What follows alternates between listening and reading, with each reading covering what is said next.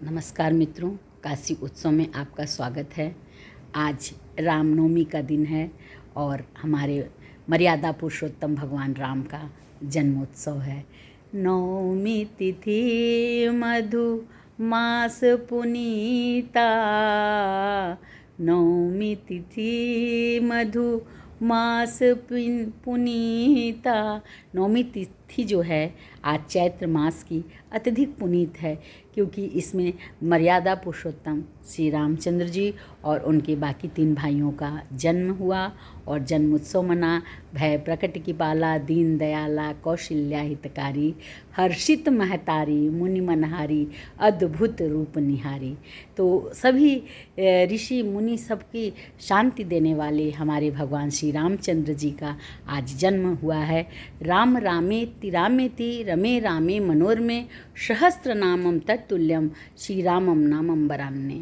एक बार मैं विष्णु सहस्त्र नाम का रोज़ पाठ करती थी और उसी समय मैं रोज़ पाठ करती थी तो कभी कभी मेरे पति का भी खाने का समय होता था। वो मुझे कहते थे कि खाना दीजिए, तो मैं कहती थी मैं अभी पाठ करके आती हूँ, पाठ करने में मुझे विष्णु सहस्त्र नाम का थोड़ा समय लगेगा।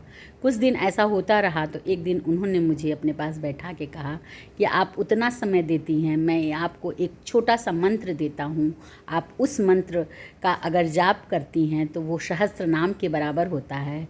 और सच में वही मंत्र आज मैं आप लोगों को भी बता रही हूँ। राम रामेति रामेति रमे रामे मनोरमे, सहस्त्र नामम तत्तुल्यम रामम नामम वरानने।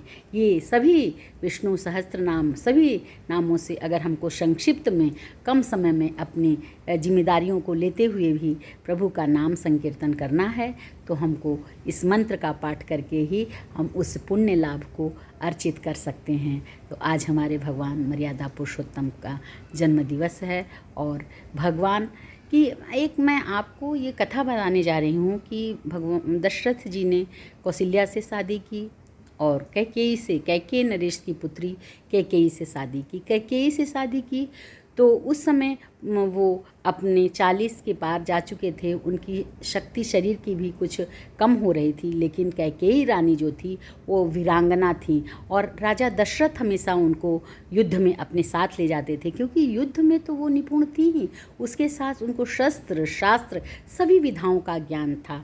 राजा अपने प्रौढ़ावस्था की ओर बढ़ रहे थे और उस संतान नहीं थी, क्योंकि पुत्र जो होता है वो पिता का दायां अंग होता है, दायां हाथ होता है। तो अगर सही समय पर राजा दशरथ को संतान पुत्र की प्राप्ति नहीं हुई थी तो वो रानी कैकेयी को लेकर के जहाँ भी युद्ध होता था, अश्वमेध यज्ञ होता था और साम्राज्य विस्तार के लिए अगर युद्ध होता था तो महारानी कैकेयी साथ जाती थी। एक बार देवता और दानव और इंद्र के बीच युद्ध हुआ था, वहाँ पर भी राजा दशरथ कैकेयी को ले गए थे, जहाँ कि आप लोगों को भी मालूम है कि वहीं पर रथ का पहिया टूट गया और सारथी बन करके कैकेयी ने बहुत सावधानी से वहाँ पे राजा दशरथ को निकाला था। वहीं पर राजा दशरथ ने उनको वरदान दिया था कि आप कभी भी हमसे 2 वरदान मांग सकती है। कहते हैं लोग कि रानी कैकेयी के अंदर लिप्सा आ गई थी, वो अपने पुत्र मोह में उनका मति भ्रम हो गया था और इसलिए उन्होंने रामचंद्र जी को वनवास और भरत जी को अयोध्या का राज्य मांगा था। ऐसी बात नहीं है। कैकेयी ने देखा कि प्रौढ़ावस्था में रामचंद्र जी और चारों राजकुमारों का जन्म हुआ और उस समय जो है रक्ष संस्कृति इतनी तेज़ी से बढ़ रही थी कि ऋषि मुनियों का यज्ञ करना, शांति से जीवन बिताना मुश्किल हो गया था। और राजा दशरथ को जब ये तीसरे पन में संतान हुई तो उनको अपने संतान से इतना मोह था कि वो एक क्षण भी उसको अपने आँख के सामने से जाने नहीं देना चाहते थे। और कैकेयी शस्त्र और शास्त्र दोनों की ज्ञाता थी, उन्हें पता था कि मेरे घर में कोई साधारण बच्चे नहीं आए हैं। विश्व भरण पोषण कर जोई, ताकर नाम भरत असोई। इस विश्व का भरण पोषण करने वाले भरत हैं और रामचंद्र जी तो उन्होंने समझा कि अगर इनको सिर्फ एक पुत्र मोह में एक सीमा में बांधकर अयोध्या का नरेश बनाकर उनको राजगद्दी सौंपकर प्रजा पालन के लिए सौंप देंगे तो हमारे बाकी जो प्रजा हैं उनका ध्यान, ऋषि मुनियों का ध्यान कौन रख पाएगा। और इस समय आतंक बहुत बढ़ा हुआ था राक्षसों का, तो वो राक्षस की पूरी समूह का नाश करने का उनके मन में विधान था, क्योंकि वो जानती थी, तमाम युद्धों में वो जाती थी और वहाँ पर देखती थी कि किस तरह से राक्षसों का आक्रांत बढ़ रहा है, सामान्य लोगों का रहना मुश्किल कर दिया, ऋषियों का यज्ञ करना मुश्किल कर दिया। और जब उन्होंने राजा दशरथ के अपनी कुबड़ी दासी के द्वारा जब उन्होंने सुना कि राजगद्दी राज्याभिषेक होने वाला है कल प्रभु श्री राम का, तो उनको लगा कि राम तो सिर्फ अयोध्या के राजा बन के रह जाएंगे, लेकिन भगवान राम को तो मर्यादा पुरुषोत्तम राम बनना है।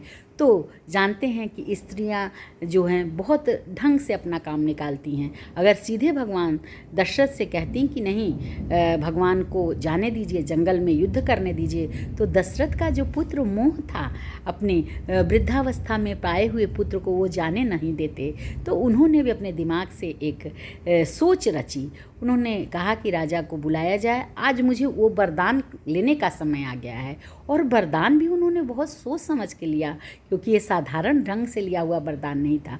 बहुत लोगों ने कैकेयी को दुत्कारा और बहुत लोग अभी अपने बच्चों का आज तक कोई नाम कैकेयी नहीं रखता, लेकिन कैकेयी के शब्दों का गूढ़ार्थ लोगों ने समझा ही नहीं। उन्होंने राजा दशरथ से कहा, 14 वर्ष राम वनवासी, तापस वेश विशेष उदासी। राजा रामचंद्र को 14 वर्ष का क्यों? कैकेयी तो यह भी कह सकती थी कि आजीवन हमारे भरत राजगद्दी पर बैठेंगे और राम आजीवन वन में रहेंगे, लेकिन उन्होंने ऐसा नहीं कहा।